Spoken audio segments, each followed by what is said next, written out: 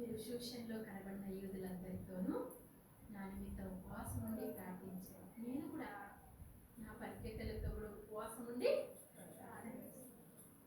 3 రోజులు. ఉదాహరణకు మనకి ఇప్పుడు ఎన్ని గంటలు?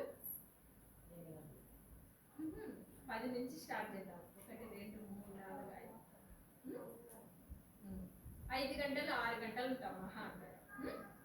10 నుండి 3 గంటలు అంటే ఎన్ని గంటలు? 12 12 24 36 గంటలు. 6 గంటలు ఎక్కడ? 36. దేవుని పిల్లారా, అంటే ఆ పరిస్థితి, ఆ వేదన అనేది ఒక్కసారిగా 127 సంవత్సరాలు ఎన్నో పట్టణాలలో, గ్రామాల్లో ఉండే యూదులందరూ సంహరించబడతారు. ఎంత భయంకరమైనటువంటి వేదన మోష కలుగుతారు. ఉదాహరణకు ఒక ఊరిలో ఒక 20 మంది 30 మంది వేసుకున్నాం అంచనా. అలాంటిది ఎన్నో పట్టణాలలో, ఎన్నో రాష్ట్రాల్లో ఎంతమంది యూదులు చనిపోతారు. ఎంత ఆవేదన, తపన ఉంటుంది మొర్దెకై చేస్తే కదా. అలాగా ఆ తపన, ఆ వేదన, బాధ అనేది 36 గంటలు ఉపవాసం ఉండడానికి తనను సిద్ధపరిచి, నీ విశ్వాసము, నీ భారము, నీ బాధ్యత, నీ వేదన తీవ్రత, నీ యొక్క కష్టాలు ఏ పరిధిలో ఉన్నాయో ఆ పరిధిని బట్టి నువ్వు దేవుని సన్నిధిలో ఉపవాసంతో జీవించగలవు, అనగా ప్రార్థించగలవు, గడపగలవు. యెషయా గ్రంథం 48వ అధ్యాయంలో మీరు ఉపవాసం చేస్తూ గుద్దులాడితే, కొట్లాడితే, కలహపడితే, వ్యాపారం చేస్తే నాకు అది ఇష్టమైన ఉపవాసం కాదు. ఉపవాసం చేసేవారు దిక్కులేని వారికి, దరిద్రులకు చేయి చాపాలి.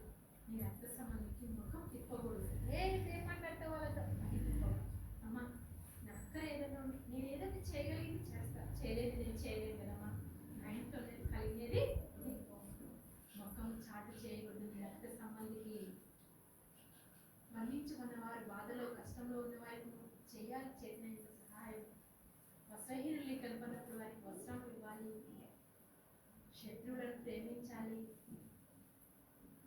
ఇవన్నీ చేసినప్పుడే నాకు ఇష్టమైన ఉపవాసము అని అంటాడు. అలాగనమాట. అలాగా దేవుని సన్నిధిలో నీ యొక్క ఆత్మీయత పరిపక్వతను బట్టి, నీ విశ్వాసాన్ని బట్టి, నువ్వు ఎదుర్కొన్నటువంటి శోధన, పరిశోధన, పరీక్షలు, లేకపోతే వేదన, దుఃఖము, అనారోగ్యం, అప్పుల సమస్య, కష్టం, వీటన్నిటిని బట్టి నీవు దేవుని సన్నిధిలో జీవించేటువంటి జీవితము ఉపవాసము. ఉపవాసం అనగా పరిశుద్ధత, ప్రత్యేకమైనటువంటి జీవితం. దేవుని కొరకు ఇష్టం లేనివి తొలగించుకుంటా. ఉపవాసం అంటే ఒక పూట తినకుండా మానుకునేంత మాత్రాన ఉపవాసం కాదది. దేవునికి ఇష్టం లేనివి దూరం చేసుకుంటూ, తొలగించుకుంటూ వచ్చేది ఉపవాసం. అంటే ఇప్పుడు పథ్యం ఆహారం తింటాం మనం. సిజరింగ్ అయినా, జ్వరం వచ్చినా పథ్యం ఆహారం తింటాం. పథ్యం అంటే తెలుసు కదా, అదే అవి ఇవి ఎక్కువ శాతము అది దేహానికి. అట్లా ఉపవాసం చేసే ఉపవాసం కూడా ఆ రోగం తొలగించబడుతుంది, దేహానికి ఆరోగ్యం వస్తుంది. ఆత్మకు దేవునికి విరోధమైనవి చెడు మాటలు మాట్లాడుకోవడం, ఇతరుల మీద ఆశ్చర్యపడడం, దేశంగా ఒకరికొకరి కొండలు చెప్పుకోవడం, మోసం చేయడం, ఇలాంటివన్నీ కూడా నాది నెరవేరాలి, నేను చేయాలి, ఇలాంటివన్నీ కూడా రోజు ఆత్మీయంగా ఎదిగే కొద్దీ తొలగించుకుంటూ రావాలి. కుటుంబంలో, సంఘంలో, సమాజం, ఉద్యోగం చేసే కాడ, వ్యాపారం చేసే కాడ ఎన్నో అడ్డుపుడులు ఉంటాయి. ఒక పని చేసే కాడ అడ్డుపుడులు ఎన్నో ఉంటాయి. పక్కన చేల వాళ్ళ కాడ కూడా ఎన్నో అడ్డుపుడులు ఉంటాయి కదా. వాటన్నింటిలో కూడా నేను మరుగుపరచబడాలా, నేను కనబడకూడదు అన్నదే అవతల వ్యక్తిని, తన వ్యక్తి దేవుడే చూసుకుంటాడు. ఆ వ్యక్తిని నా వంతు భాగం నేను ఆ వ్యక్తికి ప్రతికీడు చేయకూడదు అనేటువంటి ఆలోచన కలిగినటువంటి జీవితమే ఉపవాసము. అలాగా ఎస్తేరు తన జీవితంలో ఇలాంటి పాపాలు ఏమీ లేవు, కానీ అలాని ఉపవాసం ఉండాల్సిన అవసరం లేదు. కానీ వారికి వచ్చినటువంటి ఆ భయంకరమైనటువంటి ఉపద్రవం బట్టి ఆ సంహారకుడు దూత, శత్రువు యొక్క సాతాను యొక్క దూత వాళ్ళు వెంటాడుతున్నటువంటి కారణాన్ని బట్టి వారి జీవితంలో వారు చేసినటువంటి చక్కటి తీర్మానం ఉపవాస ప్రార్థన. సంఘాల్లో ఉపవాస ప్రార్థనలు లేవు. మహా అంటే గంట 2 గంటలు కనీసం వచ్చి ప్రార్థించడానికి కూడా బరువు అయిపోయింది. రోజుకు 3 సార్లు 4 సార్లు తింటాం. దేవుని కొరకు 2 గంటలకు వస్తున్నది అల్లాడిపోతుంది. ఇది భౌతికంగా కూడా. అదే షుగర్, బీపీ, థైరాయిడ్, అనారోగ్యం బట్టి నువ్వు తినొచ్చు, కానీ వచ్చి నువ్వు ప్రార్థించాలి అనేటువంటి నియమం. నువ్వు నిజమైన ఆత్మీయమైన ఉపవాసం అయితే దేవునికి ఇష్టమైన రోజు రోజు రోజు రోజు తొలగించుకుంటున్నా అవి తొలగించుకోకుండా నేను టీ తాగి పళ్ళు తిని ఆ జ్యూస్ తాగి 3 గంటలు రోజు ఉపవాసం ఉంటానంటే ఏం లాభం? మాట మీరు మార్చుకోలే, ప్రవర్తన మార్చుకోలే. నేను మధ్యాహ్నమే భోజనం అంటావు, రోజు మధ్యాహ్నం తినను, ఇది సంవత్సరాలు అయిందో అంటావు. నా లెక్క ఉపవాసం ఎవరుంటారంటావు. ఏమైనా దేవుని బిడ్డారా? దేవునికి ఇష్టమైనది ఏది అంటే దేవునికి ఇష్టం లేని మనం తొలగించుకుంటూ రావాలి. దేవుడు కోరుకుంది.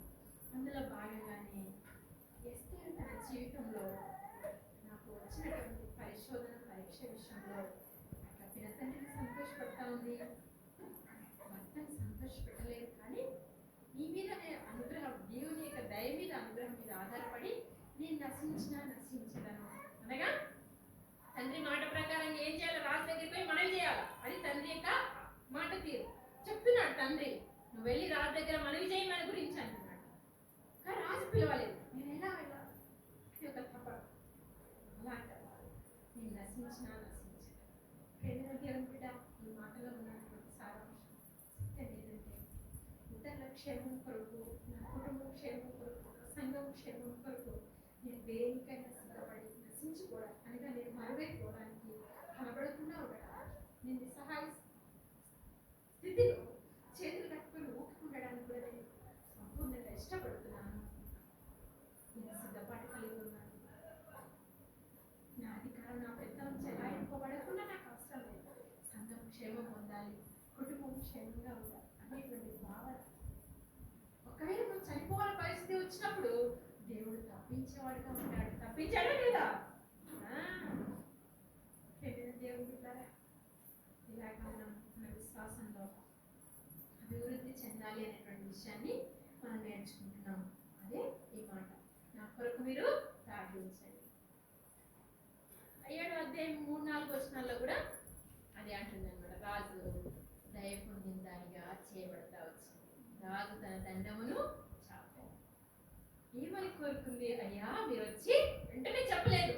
వెంటనే ఈ హామాను మమ్మల్ని ఈ విధంగా చంపబడ్డానికి మీ దగ్గర సంతకం తీసుకున్నాడు అని చెప్పలేదు. అయ్యా మీరు హామాను వచ్చి నేను విందు సిద్ధం చేస్తాను, భోజనం చేయండి.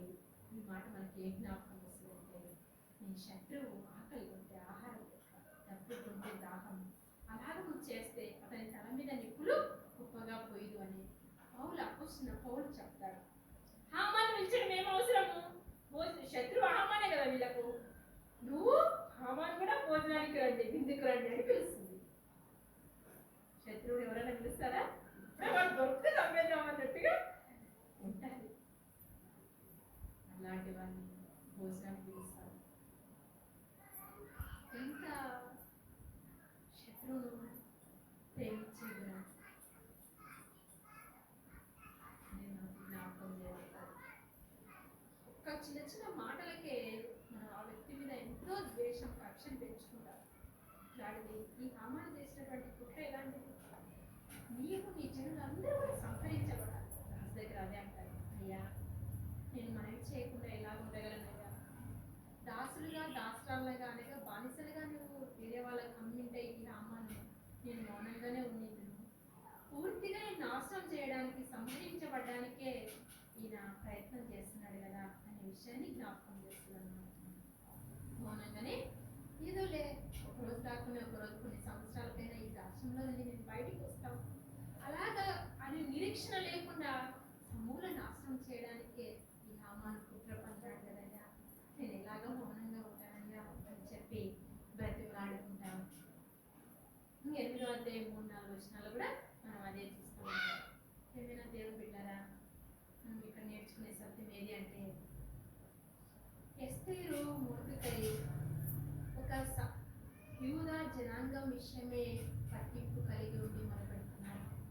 అయితే నీవు నేను రక్షించబడినటువంటి ఒక బిడ్డ సర్వలోకంలో చేరి ఉన్నటువంటి అనేక అన్యులు, రకరకాల అన్యులు, రకరకాల మతాలు, రకరకాల జాతి వర్గాలు ఉన్నాయి కదా. ఒక్క యూదుల కొరకే అంత తాపాత్రయం కలిగి వారు జీవిస్తుంటే అనేక రకాల జాతుల ప్రజలు, లెక్కలేనన్ని వర్గాలు, కులంత భేదాలు కలిగి ఉన్నటువంటి ఈ సమాజంలో మనం ఎంత భారం కలిగి ప్రార్థించాలి, ఎంత తీవ్రత కలిగి ఉండాలి. ఒక్కొక్క జాతి, ఒక్కొక్క వంశం వారు ఒక్కొక్క రకంగా జీవిస్తున్నారు. అలాంటి చెదిరి ఉన్నటువంటి ఆ ప్రజలన్నీ అందరిలో నుండి మనల్ని ఒక్కొక్క జాతి వాళ్ళను కొంతమందిని దేవుడు ఏర్పాటు చేసుకుంటా వచ్చారు. ఎందుకోసం? నీ జాతి వారి కొరకు నువ్వు భారం కలిగి విజ్ఞాపన చేయడానికి, నా జాతి వారి కొరకు, నా వంశం వారి కొరకు నేను భారం కలిగి ప్రార్థించడానికి. అవునా? ఎట్లా పనులే, నేను బాగుంటే చాలు, నా పిల్లలు బాగుంటే చాలు.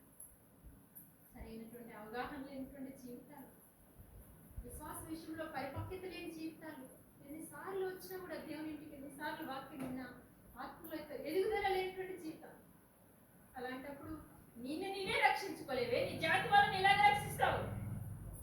అవునా? నేను నీవే రక్షించుకోలేదు. నరకానికి పోతానో పరలోకానికి పోతానో నీకే తెలియనటువంటి పరిస్థితిలో ఉన్నావే నువ్వు, అయోమయమైన పరిస్థితి. నిన్ను ఎందుకు దేవుడి ఇంటికి నడిపించుకున్నాడు? నీ ద్వారా నీ పిల్లలు, భర్త, కుటుంబం, సమాజం, నీ వంశం ఆశీర్వదించాలి. ఏమైనా దేవుని బిడ్డ, దేవుడు నేర్చుకుంటున్నావు, నువ్వు ఎలాగ ప్రార్థిస్తున్నావు, నీరు గార్చి ఎస్కేలు మొదలుపెడతావు. నీ పిల్లల కొరకు, నీ భర్త కొరకు, నీ సంఘం కొరకు, నీ కుటుంబం కొరకు కన్నీరు గార్చి మొదలుపెడుతున్నావా? కష్టాన్ని, సొసైటీని, నేను పెద్ద, నా అధికారం పుట్టుకు వస్తున్నారు. ఇలాంటి సమాజంలో, ఇలాంటి సంఘాల మధ్య, ఇలాంటి అధికారుల మధ్య, ఇలాంటి పెద్దల మధ్య, ఇలాంటి సేవకుల మధ్య ఈ వ్యక్తి విశ్వాసాన్ని కాపాడుకొని కన్నీరు గార్చి దేవునికి మొరపెడుతున్నారు. ఇక్కడ కూడా ఆశ్వరోజు రాజు దేవుని గుర్తుగా ఉన్నాడు. ఎస్తేరు సంఘానికి గుర్తుగా ఉంది. మొర్దెకై పరిశుద్ధాత్మ దేవుని గుర్తుగా ఉన్నాడు. నీలో ఉన్న పరిశుద్ధాత్మ యొక్క గద్దింపు నువ్వు లోబడాలి. ఎస్తేరు పరిశుద్ధాత్మ గద్దింపు అనగా మొర్దెకై యొక్క గద్దింపు మాటలు ఎస్తేరు లోబడతా వచ్చింది. వెంటనే రాజు దగ్గరికి వెళ్ళింది కదా. నీలో ఉన్న పరిశుద్ధాత్మ దేవుడిని గద్దించినప్పుడు వెంటనే రాజు పాదాల్లో, ఆ రాజు అయితే ఎప్పుడో తను పిలిచినప్పుడే రావాలి. ఈ రాజు అయితే నువ్వు ఎప్పుడు పిలిచినా, నువ్వు ఎప్పుడు ఆయన దగ్గరికి వచ్చినా నేను ఎప్పుడు కూడా త్రోసివేయను. నువ్వు ఎప్పుడు ప్రార్థించినా నేను ఎప్పుడు కూడా త్రోసివేయను. ఇప్పుడు రానడు. నువ్వు ఎప్పుడు వచ్చినా నా బిడ్డ, నేను నీ ప్రార్థనని మనకు, నీ మాట నేను ఆలకిస్తున్నాను అని అంటున్నాడు. నువ్వు దేవుని సమయం దేవునికి ఇచ్చే విషయంలో దేవునికి ఇవ్వాల్సిన సమయం కంటే ఇంకా ఎక్కువనే ఇవ్వాలి. అలాగా దేవుడి కొరకు నువ్వు మొదలుపెట్టాలి. అప్పుడు ఈ సమాజంలో నేను కూడా, నేను నశించదను, నా ప్రజల యొక్క నాశనం చూసి నేను ఎలాగ సహింపగలను, నా ప్రజల యొక్క నాశనం చూసి నేను సహింపలేను ప్రభువా. నా సంఘం, ప్రజలు, సమాజం, కుటుంబం నాశనం చేయబడకూడదు, సంహరించబడకూడదు, వారు దీవించబడాలి, పిల్లలు వారు ఆశీర్వదించబడాలి తండ్రి అని చెప్పి నువ్వు దేవుడికి పోచాడుకునేదానిగా ఉంటావు. ఆనాడు హామాను శత్రువు. హామాను ఒక్కడే ఈ ఎస్తేరుకు, మొర్దెకైకి, యూదా ప్రజలందరికీ శత్రువు. యేసు ప్రభు ఏం చెప్పాడు ఈ శత్రువు గురించి అని మనం జ్ఞాపకం తీసుకుంటే చూడండి ఒక మాట. మత్తయి సువార్త 7వ అధ్యాయము 15-16 వచనాలు. మత్తయి సువార్త 7వ అధ్యాయము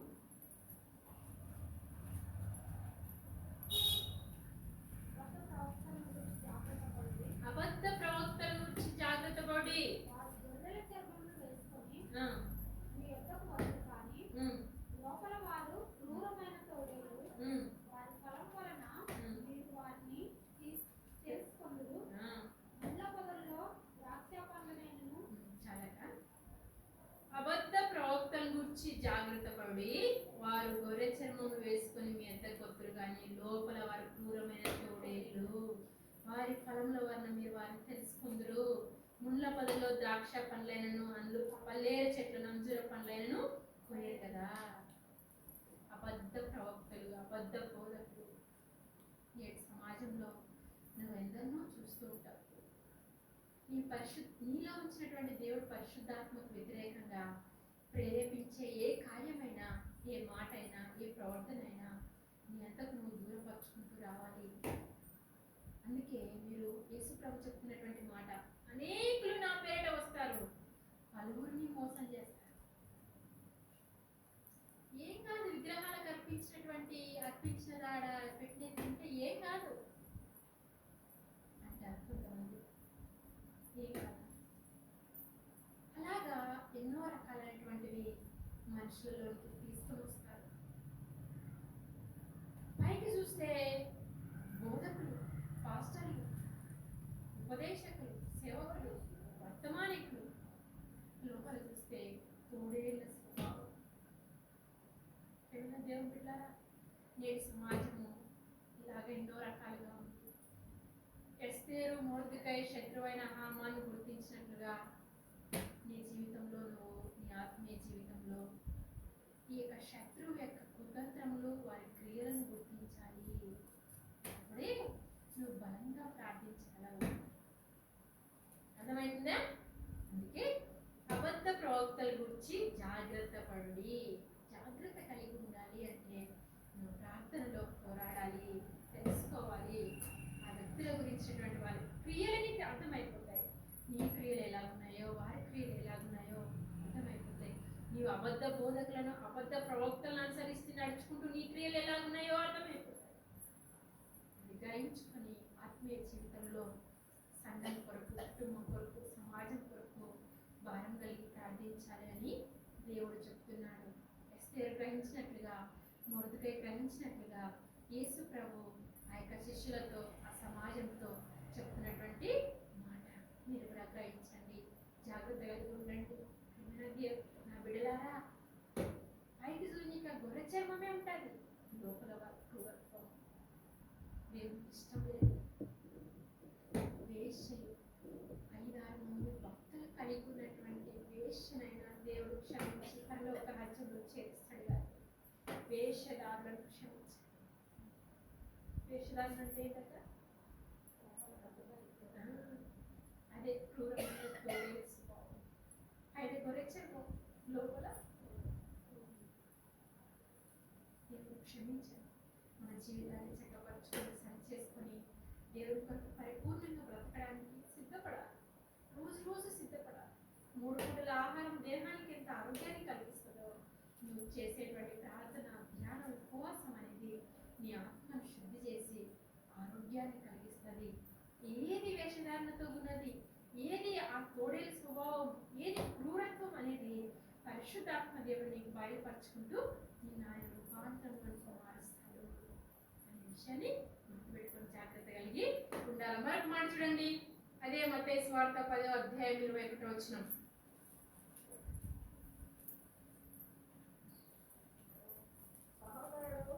సహోదరుని తండ్రి కుమారుని మరణమునకు పిల్లలు తల్లిదండ్రుల మీద లేచి వారిని చంపించగలరు. మీరు నా నామం నిమిత్తము అందరి చేత ద్వేషించబడతారు, అంతము వరకు సహించిన వాడే రక్షింపబడతాడు. చాలగా సహోదరుని తండ్రిని కుమారుని మరణమునకు అప్పగించదు, పిల్లలు తల్లిదండ్రుల మీద లేచి వారిని చంపించెదరు.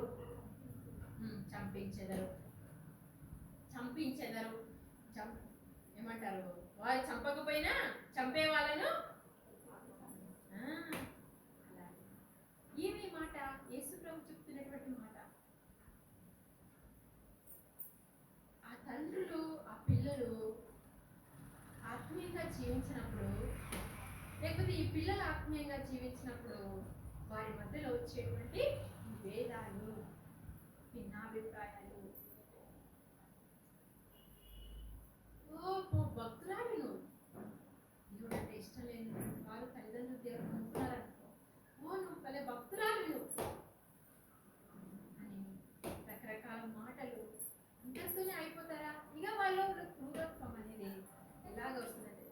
హింసించేంత కాడికి దిగజారిపోతారు నేటి సమాజం. పిల్లలు దేవుని నమ్ముకున్నారనుకో, తల్లిదండ్రులు దేవుని నమ్ముకున్నారు, సరేలే ఎట్లా నమ్ముకున్నారులే తెలుసుకునే వాళ్ళు, దేవుని నమ్మే వాళ్ళు తక్కువ. ఎట్లా దేవుని నమ్ముకుంటే వాళ్ళు ఎన్నో రకాల మాటలు దూరపరచడం, అవమానపరచడం, వెలివేయడం, ఇలాంటి పరిస్థితులు సమాజంలో చూస్తున్నారు. ఈ మాట మనకి ఏ జ్ఞాపకం చేస్తుంది అంటే, ఆత్మీయత ఎవరిలో ఉంది, ఎవరిలో లేదు, నేను ఆత్మీయత వైపు ఉన్నానా, ఆత్మీయత లేని వైపు ఉన్నానా అనే విషయాన్ని మనం జ్ఞాపకం చేసుకోవాలి. మరణానికి అప్పగింతులంటే హింసించేటువంటి పరిస్థితులకి, అదే నువ్వు యథార్థంగా దేవుని నమ్ముకున్నావంటే హింసించవు, ఒకరిని చంపించవు, చంపబడతావు కానీ చంపించవు. మరి ఎప్పుడైనా కటికవాన్ని చంపినట్టు ఉంది అయ్యా, ఉంది అమ్మా? లేకపోతే తోడే గొర్రె తప్పినట్టు ఎక్కడైనా ఉందా? లేదు కదా. ఎంతసేపు నా కటికవాని చేతిలో గొర్రెని చచ్చిపోతుంది కానీ, ఆ తోడేలు చేతిలో గొర్రెని చచ్చిపోతుంది కానీ, గొర్రె తోడేలు చంపినట్టు ఎక్కడ? చంపించబడుతున్నటువంటి వారు ఆత్మీయులు, చంపించే వాళ్ళు శరీరానుసారులు, అబద్ధికులు, తోడేలు, క్రూరత్వం కలిగినటువంటి వారు. అది నువ్వు ఎలా ఉన్నావో, నేను ఎలా ఉన్నాను, నేటి సమాజం ఎలా ఉంది అనే విషయం నీకు అర్థమవుతుంది అనమాట. మరొక మాట చూడండి, అదే అధ్యాయం 34వ వచనంలో కూడా ప్రభు ఒక మాట చెప్తాడనమాట. అదే అధ్యాయం 34వ వచనం, మత్తయి సువార్త 10వ అధ్యాయం 34వ వచనం. నేను భూమి మీదకి సమాధానంలో పంపవచ్చునని ఖడ్గమే కానీ సమాధానం రాలేదు. 36వ వచనం. ఒక మనుషుని ఇంటి వారి ఆకలికి శత్రువులకు తండ్రి 22వ వచనం అక్క, అదే అధ్యాయం 22. మీరు నా నామము నిమిత్తము అందరి చేత ద్వేషించబడతారు. ఎస్తేరు మొర్దెకై నిస్సహాయ స్థితిలో ఏ సహాయం లేకుండా ఉపవాసం ఉండి ప్రార్థించి